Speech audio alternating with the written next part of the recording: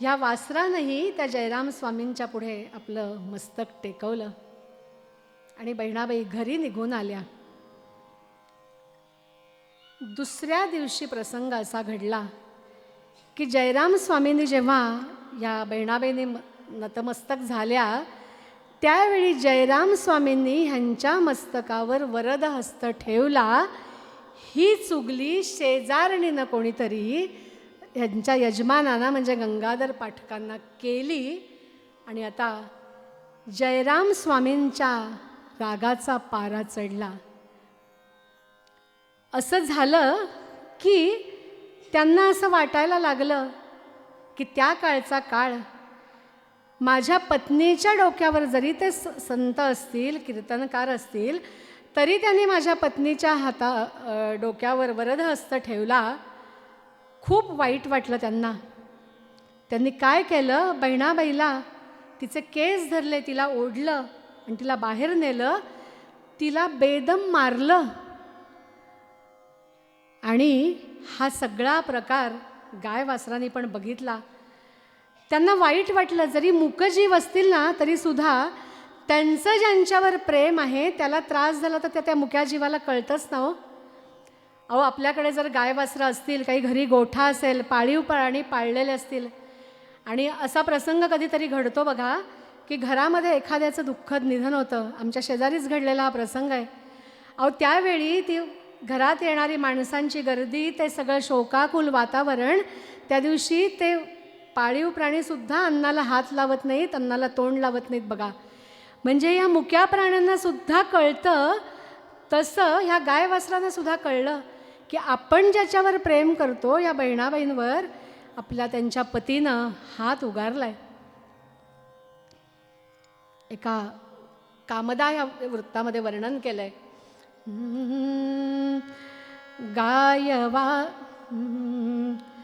गायवासरा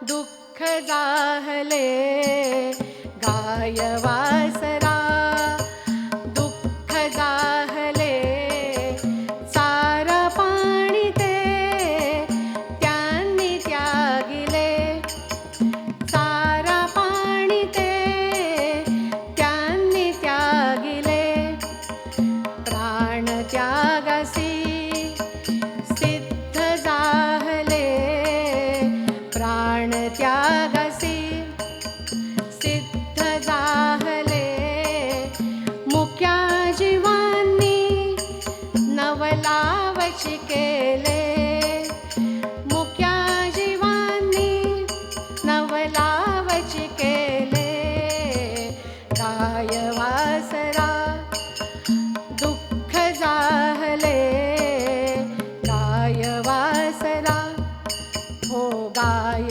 वासरा, हो गाय वासरा. या गाय वासरांना दुःख झालं आणि त्यांनी पण आता ठरवलं की आपण सुद्धा काही अन्न घ्यायचं नाही आहे. आणि या बहिणाबाईंच्या पतीने बहिणाबाईंना मारलं, ही गोष्ट बहिरमभटांना कळली. ही गोष्ट बहिरमभटांना कळल्यावर त्यांना खूप राग आला. ते बहिणाबाईंच्या पतींना म्हणाले, आत्ताच्या आत्ता इथनं तोंड काळं कर आणि माझं घर सोडून जा तू. विनयशील पत्नीवर हात उगारणाऱ्या माणसा, मला तुझं तोंड अजिबात बघायचं नाही. आत्ताच्या आत्ता तोंड काळं कर तू. माझ्या अपरोक्ष तुझ्या पत्नीला काय मारायचं ते कर, पण मला हा प्रकार अजिबात आवडलेला नाही आहे. श्रोते हो, आऊजी कुलकर्णी म्हणजे बहिणाबाईंच्या वडिलांनाच खूप वाईट वाटलं, कारण ह्यांनी घर सोडायला सांगितलं तर जायचं कुठे. म्हणून त्यांनी या बहिरमभटांचे पाय धरले, क्षमा मागितली आणि त्यांना सांगितलं की आम्हाला दुसरी कुठेतरी सोय होईपर्यंत तुम्ही आम्हाला जागा सोडायला सांगू नका.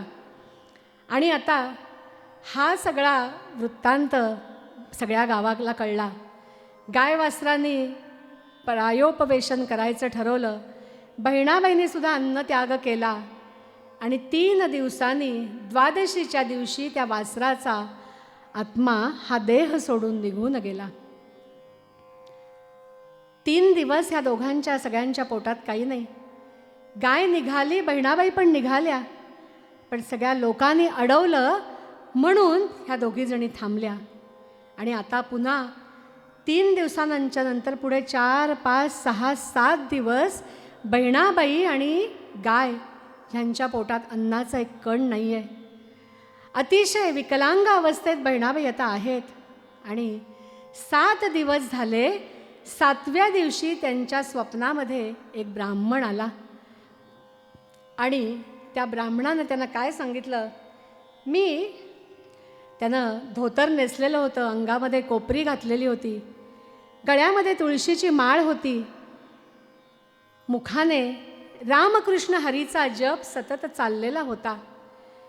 आणि त्या ब्राह्मणाने बहिणाबाईंना स्वप्नामध्ये येऊन सांगितलं की मी पांडुरंगाचा सेवे करी चरण रज तुकाराम. हे ऐकलं मात्र बहिणाबाईंना अतिशय आनंद झाला. सकाळी त्या उठल्या, त्या अतिशय आनंदामध्ये होत्या. 7 दिवसाचे कष्ट, पोटात अन्नाचा कण नाही, हे कुठच्या कुठे निघून गेलेलं होतं. आणि आता त्यांना असं वाटायला लागलं की तुकाराम महाराजांनी मला स्वप्नामध्ये अनुग्रह दिलाय. ही गोष्ट जयराम स्वामींना कळली. बहिरमभटांच्या मार्फत सगळ्या गावामध्ये ही गोष्ट कळली. आणि आता सगळी गावातली मंडळी बहिणाबाईंचं दर्शन घ्यायला येऊ लागली. खुद्द जयराम स्वामी तर त्यांना म्हणाले, मुली तू किती भाग्याची आहेस, कारण तुकाराम महाराजांसारख्यांनी तुला स्वप्न दृष्टांत दिलाय, रामकृष्ण हरीचा जप तुला स्वप्नामध्ये दिलाय. आणि जेव्हा सगळी मंडळी त्यांच्या घरामध्ये त्यांचं दर्शन घ्यायला यायला लागली, त्यावेळी बहिणाबाईंच्या पतीला पुन्हा त्यांचा रागाचा पारा अधिकच चढला. त्यांना असं वाटायला लागलं, आता माझी ही पत्नी सगळ्या लोकांना जमवेल, त्यांच्याबरोबर परमार्थाच्या गोष्टी करायला लागेल, स्त्री संत बनेल, माया ब्रह्माच्या गोष्टी करायला लागेल, आणि माझ्याकडे तिचं कदाचित दुर्लक्ष होईल. आणि आता हे व्हायला नको. म्हणून बहिणाबाईंच्या पतीनं असं ठरवलं की आता सगळ्या कुटुंबाचा त्याग करूया आणि आता आपण इकडे कोल्हापूर सोडून आता आपण जाऊयात. पण त्यावेळी असा प्रसंग झाला होता की बहिणाबाई गर्भवती होत्या. बहिणाबाई आपल्या पतीची विनवणी करतायत, त्यांना सांगतायत, अहो अशा परिस्थितीमध्ये आम्हाला सोडून जाऊ नका तुम्ही. मी आहे, माझे म्हातारे आईवडील आहेत, आपली गाय आहे, सोडून तुम्ही जाऊ नका आम्हाला. पण बहिणाबाईंच्या पतीनं ऐकलंच नाही. निघाले ते, पडशी बांधली. पडशी कळणार नाही शब्द, सॅक शब्द म्हटलं की लगेच कळेल सगळ्यांना. पूर्वीच्या काळी पडशीमध्ये सामान नेऊन जायची, पडशी बांधली. आणि आता बहिणाबाईंचे पती बहिणाबाईंचं न ऐकता ह्या सगळ्यांना सोडून निघाले. बहिणाबाई गयावया करतायत की मी तुमची सेवा करीन, तुमच्या सेवेमध्ये काही अंतराय पडून देणार नाही, पण जाऊ नका. पण श्रोते हो, संकल्प आणि सिद्धी यामध्ये नेहमी फरक असतो ना. बहिणाबाईंच्या यजमानांनी सगळी तयारी केली, पण अचानक त्यांच्या अंगाचा दाह सुरू झाला. त्यांच्या मनामध्ये विचार आला की मी तुकारामांसारख्या संत सज्जनांची निर्भत्सना केली, त्यांना बोल लावले, माझ्या पत्नीला बोल लावले, म्हणून माझ्या अंगाचा दाह सुरू झाला की काय. अहोरात्र विव्हळायला लागले, सगळे उपाय करून झाले, पण हा अंगाचा दाह काही थांबेना. त्यांचा डोळा लागला आणि त्यांच्याही स्वप्नामध्ये एक ब्राह्मण आला. त्याने सांगितलं बहिणाबाईंच्या यजमानांना की आपल्या पत्नीशी असं वागून तू निघून जाऊ नकोस. ती तुझ्या सेवेमध्ये काही कमी करणार नाही, तिचं जर ऐकलं असतं ह्याच्यामध्ये पुढे तुझं कल्याण आहे. आणि आपल्या सगळ्यांना हे वाक्य ऐकायला मिळतं ना. कायम पतीसोबत आपण म्हणतो माझं ऐकलं असतं ना तर हे झालं नसतं. सगळ्या बहिणींचा अनुभव, भगिनींचा अनुभव आहे बघा, सगळ्यांना हसू येत आहे. तिचं ऐकाल तर तुमचं कल्याण आहे असं त्यांनी सांगितलं. आणि आता बहिणाबाईंच्या यजमानाने जायचा निर्धार जो होता तो रहित केला. आता त्यांच्यामध्ये आमूलाग्र बदल झाला होता. बहिणाबाईंकडे म्हणजे आपल्या पत्नीकडे बघायची दृष्टी बदलली होती. आणि आता स्वतः त्यांनी बहिणाबाईंना काय सांगितलं की आता आपण तुला जो तुकाराम महाराजांनी स्वप्न दृष्टांत दिला आहे, आता आपण देहू मुक्कामी जाऊ, देहूला जाऊ आणि आपला परमार्थाचा मार्ग तिथे आपण अधिक चांगल्या पद्धतीने चालू करूया, असे ह्या बहिणाबाईंच्या पतीनं त्यांना सांगितलं. आता सगळेजण कोल्हापूर सोडून आता देहू मुक्कामी आले. देहू मुक्कामी आल्यावर बहिणाबाईंचे यजमान एका घरासमोर उभे राहिलेत आणि तिथे म्हणतायत की ओम भवती भिक्षान देही, असं 2-3 वेळा पुकारा केला. आतल्या वाड्यातनं कोणभट नावाचे गृहस्थ बाहेर आले. त्यांना बसायला दिलं, पाणी दिलं प्यायला. आणि त्यावेळी त्यांना सांगितलं की ते कोणभट म्हणाले, आपण या गावामध्ये नवीन दिसताय. ते म्हणाले, नवीनच आहे, आम्हाला तुकाराम महाराजांना भेटायचं आहे. पण कोणभटांनी सांगितलं की अहो तुकाराम महाराज आता भंडाऱ्यावर एकांतामध्ये साधना करण्यासाठी गेलेत आणि आता चातुर्मासाच्या आधी आषाढी एकादशीला ते खाली येतील, तेव्हा तुम्हाला त्यांचं दर्शन होईल. मग कोणभटांनी यांना सांगितलं की आपण भोजनाला माझ्याकडेच यावं. पण त्यावेळी बहिणाबाईंचे पती म्हणतात की मी एकटा नाही आहे, माझ्याबरोबर माझी पत्नी आहे, तिचे आईवडील आहेत, आमची एक गाय आहे. ते म्हणाले असू दे, माझ्या घरामध्ये तुमच्या सगळ्यांची भोजनाची व्यवस्था होईल. आणि आता भोजनाची व्यवस्था झाली, आता राहायची व्यवस्था कुठे करूया. म्हणून संध्याकाळच्या वेळेला बहिणाबाईंचे आईवडील आऊजी कुलकर्णी हे मंबाजीच्या वाड्यामध्ये आपल्याला राहायला जागा मिळते का म्हणून बघायला गेले. आधीच मंबाजी तुकारामांच्या विरुद्ध आणि आता हे तुकाराम महाराजांना भेटायला आलेत म्हटल्यावर जागा देता का विचारल्यावर क्षणाचाही विलंब न करता त्यांनी सांगितलं की जागा बिका मला काही तुम्हाला देता येणार नाही. पण ह्या कोणभटाने मात्र महादजी पंतांच्या वाड्यामध्ये ह्या सगळ्यांची राहायची व्यवस्था केली. आणि आता चातुर्मासाच्या आधी एकादशीच्या वेळी महाराज खाली आले. बहिणाबाई त्यांच्याकडे रोज जाणं येणं वाढलं, कारण ह्या दोघांना आता वाटायला लागलं होतं की आता आपण दोघांनी परमार्थाचा मार्ग आचरण करूया आणि हळूहळू आपली मोक्ष मार्गाकडे कशी वाटचाल राहील आपण हे असं बघूयात. आणि म्हणून बहिणाबाई अधिक काळ आता संतांच्या सहवासात, संतांच्या कृपेत म्हणून तुकाराम महाराजांकडे जाऊ लागल्या होत्या. तिथे त्या महाराजांबरोबर पारमार्थिक गोष्टी, आजकालच्या भाषेत सांगायचं झालं तर शेअर करू लागल्या होत्या. त्यांना विचारू लागल्या होत्या की हे कसं ते कसं, आम्हाला संसारी जनांना एकांत कसा मिळेल, एकांतामध्ये आम्ही नामस्मरण कसं घ्यायचं. त्यावेळी तुकाराम महाराजांनी सांगितलं त्यांना की संसारातच राहून तुम्ही परमार्थ करू शकता. आपल्या वाट्याला आलेलं कर्म चांगल्या पद्धतीने केलं की तुम्हाला तिथे परमार्थ तुमच्या हातनं घडून होईल. आणि एक दिवशी तुकाराम महाराजांनी ह्या बहिणाबाईंच्या 2 भुवयांच्या मध्ये आपला मधल्या बोटाने स्पर्श केला आणि बहिणाबाईंची कवित्व वृत्ती जागृत झाली आणि बहिणाबाई आता अभंग करू लागल्या, परमार्थाचे वरचे अभंग करू लागल्या. संतांच्या सहवासात राहिल्यामुळे त्यांची पारमार्थिक प्रगती व्हायला लागली.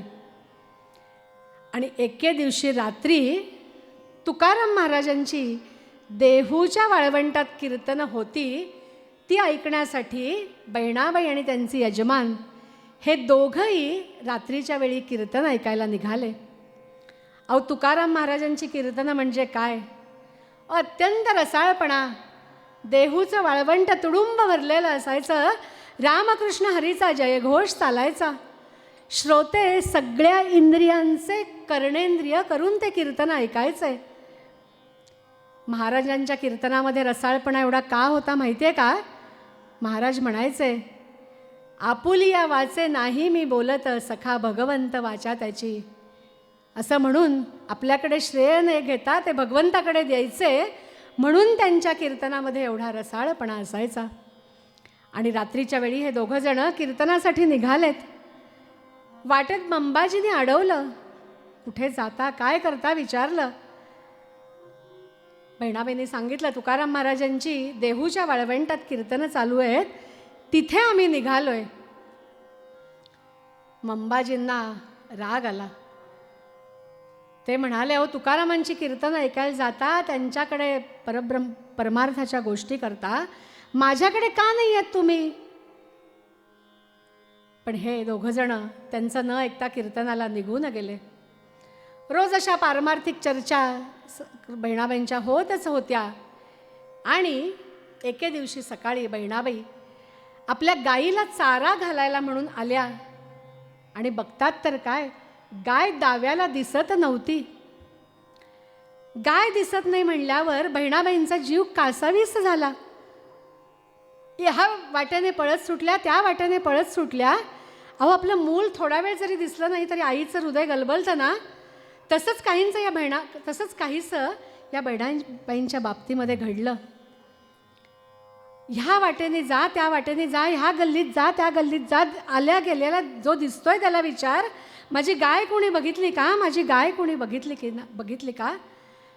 आणि मंबाजींच्या वाड्यापाशी आल्या तेव्हा गाईचं हंबरणं त्यांना ऐकू आलं. अहो सगळी मुलं रडत असतील तरी आपल्या बालकाचा आवाज आई बरोबर ओळखते ना. किंवा आई काहीतरी काम करत असते, पाळण्यामध्ये बाळाला झोपवलेलं असतं, बाळ मध्येच उठतं, पण आईचं काम करता करता कर्णेंद्रिय तिकडे असतात आणि आई धावत धावत बाळाला घ्यायला येते. मंबाजींच्या वाड्यापाशी थांबल्या आणि बहिणाबाईंनी आपल्या त्या गाईचं हंबरणं ऐकलं. डोळ्यातलं आसवायला लागली, आनंदाश्रू आले की माझी गाय इथेच आहे. पण मंबाजींनी का बरं त्यांच्या कोंडवाड्यामध्ये माझ्या गाईला अडकवून ठेवलं असावं. धावत धावत धावत धावत तुकाराम महाराजांकडे आल्या. महाराजांना म्हणाल्या, महाराज माझी गाय नक्की मंबाजींना तिथे तिला बांधून ठेवलेलं आहे. मी तिचा गाईचा हंबरणं मी आत्ता ऐकलंय. आता ह्याची दात कोणाकडे मागायची आपण. तुकाराम महाराज म्हणाले, बहिणाबाई मी आता पांडुरंगाची आर्त स्वरामध्ये प्रार्थना करतो. जोपर्यंत आपल्याला भोग आहेत ना तोपर्यंत गाय सापडणार नाही आपली. आपले भोग संपले की मात्र आपल्याला गाय नक्की सापडेल. आणि श्रोते हो, 3 दिवस झाले गाय काही सापडेना. आणि तिसऱ्याच दिवशी तुकाराम महाराज कणत कणत कणत कणत जागे झाले. शेजारी त्यांचा मोठा मुलगा महादेव बसलेला होता. बाबा का कंटाळत, महाराज का कंटाळत म्हणून बघितलं तर महाराजांचं अंग तापानं फणफणलेलं होतं आणि त्यांच्या पाठीवर चापकाचे वळ उठलेले होते. त्यानं आपली आई आवली, छोटा भाऊ कान्होबा याला बोलावलं आणि आईला म्हणतो, आई अगं महाराजांच्या बाबांच्या अंगावर चापकाचे वळ उठलेत बघ. श्रोते हो, मंबाजी गाईच्या पाठीवर चापकाचे फटकारे मारत होते आणि तुकाराम महाराज ते वळ आपल्या पाठीवर घेत होते. कान्होबानं तेलाची वाटी आणली, ते तेल लावलं वडिलांच्या पाठीला. जिजाऊ अवलीच्या डोळ्यातनं पाणी यायला लागलं. पण आपल्याला मी पूर्वरंगात म्हटलं की अपकार करणाऱ्यावर सुद्धा संत उपकार करत असतात. थोड्या वेळाने अशी घटना घडली की मंबाजींच्या वाड्यातून एक गोविंदराव नावाचे गृहस्थ आले आणि सांगायला लागले की मंबाजींच्या वाड्याला आग लागली आहे. अहो त्यावेळी तुकाराम महाराजांनी मंबाजीनं गाय कोंडून ठेवले हा विचारसुद्धा मनात न आणता सगळ्यांना, गावातल्या लोकांना आवाहन केलं की घरातली जी काही भांडी कुंडी असतील ती तुम्ही घ्या आणि आग विझवण्याचा प्रयत्न करा. म्हणजे मंबाजीनं जरी गाय कोंडवाड्यामध्ये ठेवली तरी महाराजांनी काय आवाहन केलं की मंबाजींचा वाडा विझवण्यासाठी तुम्ही मदत करा. आणि श्रोते हो, सगळी मंडळी हा मंबाजीचा वाडा विझवण्यासाठी निघाली. ज्याच्या त्याच्या कुवतीप्रमाणे ज्यांना त्यांना काम केलं आणि मंबाजीचा वाडा विझला. आणि दुपारच्या वेळेला गाय हंबरत हंबरत बाहेर आली आणि बहिणाबाईंनी त्या गाईला मिठी मारली. दोघींच्याही डोळ्यातनं घळाघळा घळाघळा अश्रू व्हायला लागले. तुकारामांच्याही डोळ्यातनं घळाघळा घळाघळा अश्रू व्हायला लागले.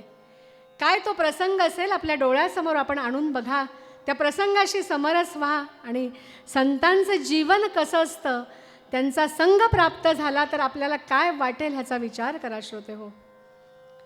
आता बहिणाबाई आणि त्यांचे यजमान दोघंही परमार्थाच्या बाबतीमध्ये आता अगदी शांत झालेले होते. बहिणाबाईंना अभंग करता येऊ लागले, त्यांची कवित्व वृत्ती जागृत झाली आणि आयुष्याच्या संध्याकाळी या बहिणाबाईंनी आणि तिच्या यजमानाने ठरवलं की आता देहू सोडून आपण आता पुन्हा शिऊर गावाला जाऊयात. श्रोते हो, ह्या देहू मुक्कामी त्यांना 2 अपत्य झाली. मुलगा झाला, त्याचं नाव त्यांनी विठ्ठल ठेवलं आणि मुलगी झाली, तिचं नाव त्यांनी काशी असं ठेवलं. आणि आता देहू सोडून हे दोघंही शिऊर मुक्कामी आलेले आहेत. मृत्यूच्या उंबरठ्यावर उभं असताना बहिणाबाईंनी आपल्या विठ्ठल ह्या मुलाला 12 पूर्वजन्मांचं कथन केलंय. ही गोष्ट नक्कीच आपल्याला आश्चर्यकारक वाटेल नाही का? म्हणून तर ह्या बहिणाबाईंना योगिनी बहिणाबाई असं म्हटल्यास वावगं ठरणार नाही. या बहिणाबाईंना 72 वर्षांचं आयुष्य मिळालं. जेव्हा अश्विन शुद्ध प्रतिपदेला त्या आपल्या निर्वाण होणारे असं सांगतात, तेव्हा त्यांचा विठ्ठल हा मुलगा शुक्ल तीर्थावर त्याची पत्नी रुक्मिणी हिच्या उत्तर कार्यासाठी गेलेला असतो. पण बहिणाबाई त्याला लवकर बोलवून घेतात आणि त्याला सांगतात की 12 जन्म कुठे कुठे झाले ते त्या बहिणाबाईंनी कथन केलं आहे. आणि 12 जन्मामध्ये त्यांना 351 वर्षांचं आयुष्य मिळालं. आणि 13वा हा जन्म जो बहिणाबाईंचा आहे तो झाला की त्यांना आता परमार्थाचे मार्ग सगळा झाला, संपला आणि त्यांची पारमार्थिक प्रगती होऊन त्यांना मोक्ष मिळणार आहे असं त्या विठ्ठलाला सांगतात. शिवाय विठ्ठलाला सांगतात की तुला अजून 5 जन्म बाकी घ्यायचे आहेत. आणि जेव्हा त्या म्हणतात की जेव्हा माझा आत्मा हा देव सोडून जाईल त्यावेळी कोणीही दुःख करू नका, प्रणिता तीर्थावर माझे सगळे विधी करा असं त्यांनी स्वतःच्या मुलाला त्यांनी सांगितलेलं आहे. आणि श्रोते हो, मृत्यूच्या काळाच्या वेळीसुद्धा ह्या आपल्या 12 पूर्वजन्मांचं स्मरण आपल्याला करून देत आहेत. तर हे सगळं त्या बहिणाबाईंच्या जीवनामध्ये कशामुळे झालेलं असेल? त्यांना कवित्व वृत्ती जागृत झाली, त्यांनी अभंग लिहिले, हे सगळं कशामुळे झालं असेल? तर कोल्हापूर मुक्कामी त्यांना जयराम स्वामींची कीर्तन ऐकायला मिळाली, भागवत कथेचं श्रवण झालं. देहूला आल्यानंतर तुकारामांचा सारख्या संतांचा सहवास घडला, संतांची कृपा प्राप्त झाली. श्रोते हो, ही संतांची कृपा किती प्राप्त होते, किती पटीत होते माहिती आहे का? एक दृष्टांत देते. एक मनुष्य सफरचंद खात असतो. दुसऱ्या माणसाला विचारतो ह्या सफरचंदामध्ये बिया किती आहेत? तो सफरचंद फोडतो आणि सांगतो 3 बिया ह्या सफरचंदामध्ये निघालेल्या आहेत. मग या 3 बियातनं आता किती वृक्ष निर्माण होतील असं जेव्हा प्रश्न विचारतो त्यावेळी आपल्या लक्षात येतं की ह्या 3 बियांच्या मधली 1 बी आपण धरली तर त्या 1 बीपासून पुन्हा सफरचंदाचं झाड येईल. त्या सफरचंदाच्या झाडाला अनेक सफरचंद लागतील. त्या प्रत्येक सफरचंदामध्ये किमान 3 बिया असतील. त्या प्रत्येक 3 बियांच्या मधल्या एका बीपासून पुन्हा सफरचंदाचं झाड होईल. श्रोते हो, हिशोब करता येईल का आपल्याला? नाहीच येणार. ही संतांची कृपा आपल्यावर अशी असते की आपण केवळ भक्तिरूपी एक बीज आपल्या अंतरंगामध्ये प्रगट केलं, ते वाढवलं, तरी त्या भक्तिरूपी बीजाचा परिणाम आपल्या प्रपंचावर, आपल्या संसारावर अनेक पटींनी होतो की त्याचं मोजमापच करता येणार नाही. आणि हे मोजमाप न करता येणार नाही कारण संतांची कृपा आपल्यावर झालेली असते. आणि म्हणूनच ह्या संतांच्या कृपेचा, संत सहवासाचा महिमा अगाध आहे. म्हणून बहिणाबाईंच्या बाबतीमध्ये त्यांना योगिनी बहिणाबाई म्हटलं तर वावगर ठरणार नाही. आणि हे सगळं कशामुळे झालं तर पूर्वपद्यामध्ये तुकाराम महाराजांनी जे आम्हाला सांगितले की संत चरण रज लागता सहज वासनेचे बीज जळोनी जाय मग रामनामी उपजे आवडी. जयराम स्वामी वडगावकर आणि तुकाराम महाराज या दोन संतांची कृपा, या दोन संतांचा सहवास बहिणाबहिणा लाभला आणि त्यांच्या जीवनामध्ये आमूलाग्र असा बदल झाला.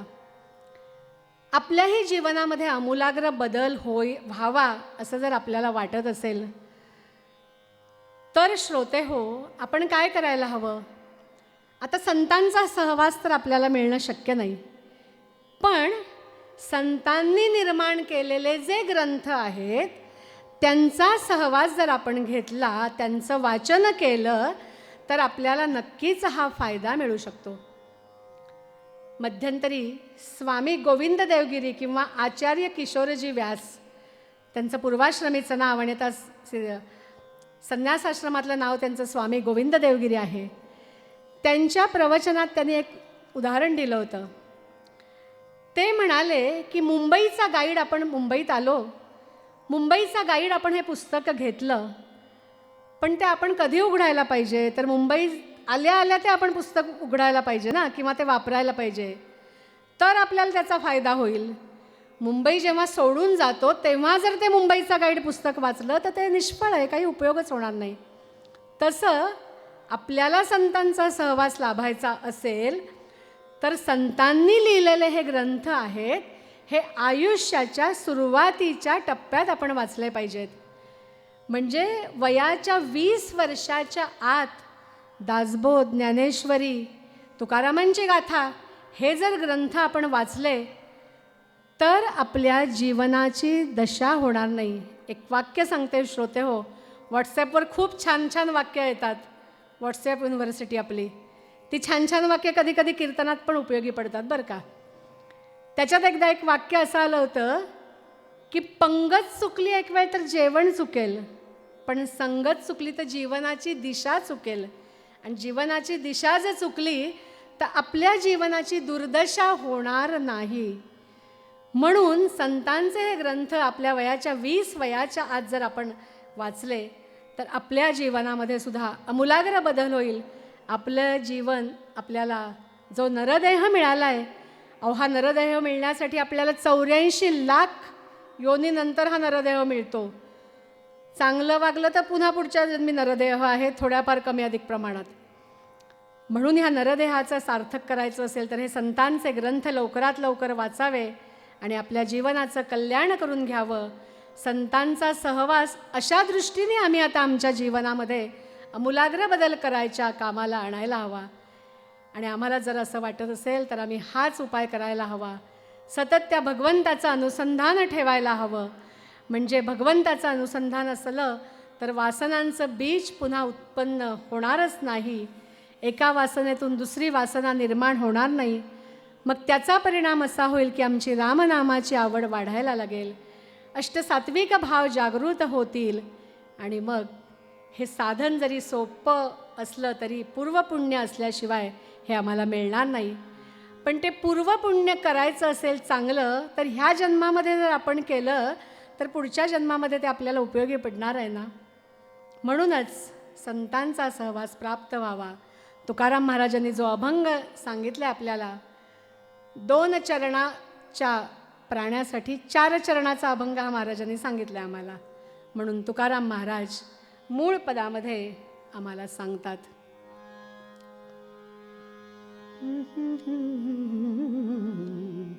संत चरण रज लागता सहज, संत चरण रज लागता सहज, वासनेचे बीज जळोनी जाय, वासनेचे बीज जळोनी जाय, संत चरण रज लागता सहज, संत चरण रज लागता सहज, संत चरण रज लागता सहज, लागता सहज, लागता सहज. श्रोते हो, आज हे आख्यान आणि पूर्वरंग सांगायचा माझा पहिलाच योग आहे बरं का. ज्यावेळी उमेश काकांशी फोन झाला त्यावेळी यूट्यूबवर जनाबाई, कान्होपात्रा, मीराबाई सगळी कीर्तनं उपलब्ध आहेत. मी त्यांना म्हटलं त्यातलं मला द्या एखादं, मी नवीन शिकणारी आहे. पण त्या भगवंताची इच्छा होती की मी बहिणाबाईंचा अभ्यास करावा आणि ते कीर्तन तुमच्यासमोर सादर करावं. बहिणाबाईंचं आख्यान कुठेही नाही. खूप अगदी म्हणजे ज्याला हात लावला की कागद फाटेल अशा स्वरूपामध्ये ते मला थोडंफार त्यातली एखाद दिंडी, एखाद आर्या मिळाली. पण माझ्या कीर्तनातल्या बाई वैशालीताई बापट यांनी थोडंफार पदं करून दिली. मी आपल्यासमोर सांगण्याचा प्रयत्न केला. माझा अभ्यास झालाही तर मला आवडलंच, कारण जेव्हा नवीन विषय आपल्यासमोर येतो त्यानिमित्ताने आपला त्याचा अभ्यास होतो. नाहीतर मग आपण काही अभ्यास करणार नाही.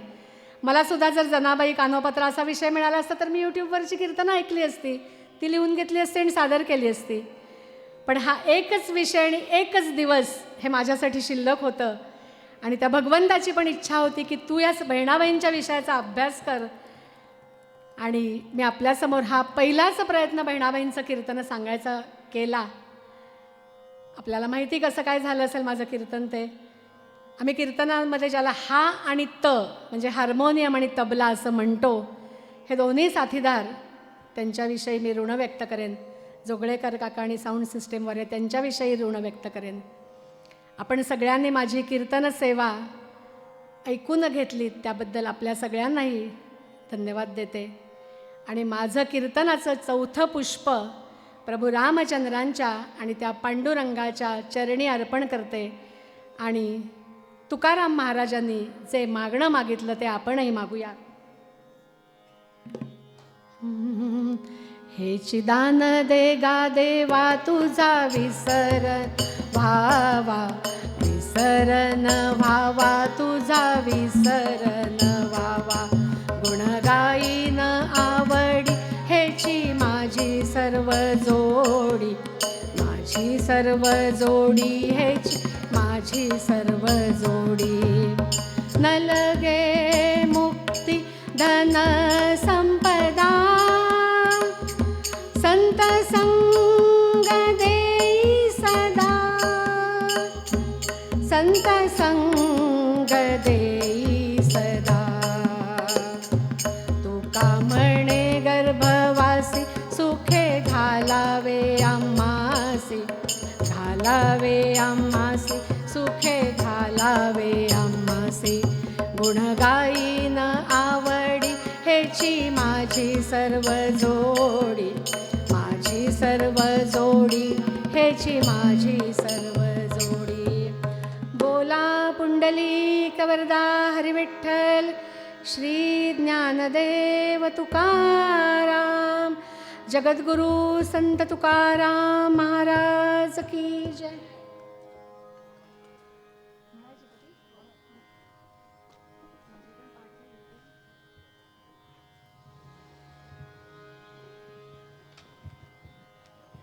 ही रामाची आरतीच कीर्तनकार बाई म्हणणार आहेत, ती आपण ऐकूयात.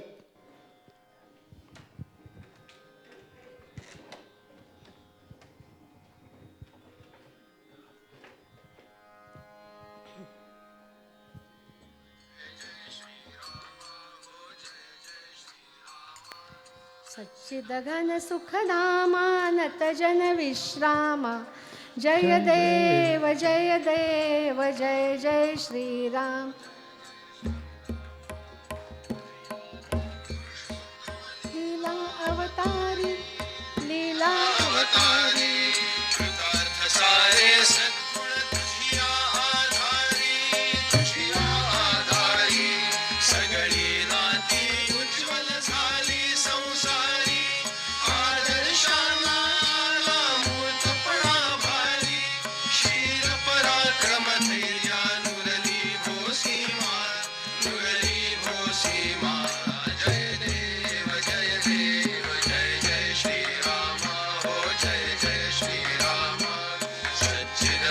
सुखधामानत जन विश्रामा जय देव जय देव जय जय श्रीरामा हो जय जय श्रीरामा सवळी करुणी वानर वधिला रावण तू महत्व साक्षेपासी साधन ते हेतू कारुण दगडा रचिला सिंधूवर सेतू प्रजाहितास्तव निज सुख विमुख हा केतू फडके कीर्तीचा तव राजनीती कामा जय देव जय देव जय जय श्रीरामा हो जय जय श्रीरामा सच्चिद घन सुखधामानत जन विश्रामा जय देव जय देव जय जय श्रीरामा हो जय जय श्रीरामा राम तुझे शंभूचा हरिते संताप सुखवी श्रद्धावंता हरि पाप ताप भक्ता प्रगती साधून दे आपोआप आश्वासन दे भीता सज्ज तुझे चाप अनंत मन हे रमले तव चरणा रामा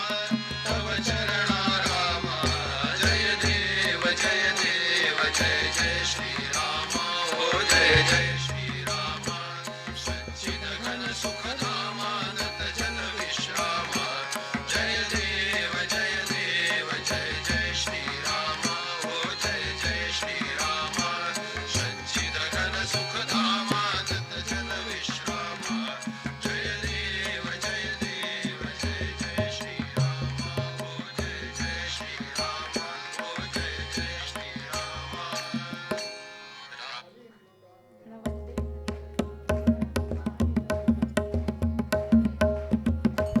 पूजन भावे ओवाळीन म्हणेना त्वमेव माता पिता त्वमेव बंधू सखा त्वमेव विद्या द्रविणं त्वमेव सर्वं मम देहदेव कायेन वाचा मनसेन्द्रिये वा विद्यात्मना मा प्रकृती स्वभाव करोमि यज्ञं सकलं परस्मै नारायणाति समर्पयामि अच्युतं केशवं रामनारायणं कृष्णदामोदरं वासुदेवं हरि श्रीधरं माधवं गोपिकावल्लभं जानकीनायकं रामचन्द्रं भज हरे राम राम राम हरे हरे हरे कृष्ण कृष्ण कृष्ण हरे हरे हरे राम राम राम हरे हरे हरे कृष्ण कृष्ण कृष्ण हरे हरे मंगलमूर्ती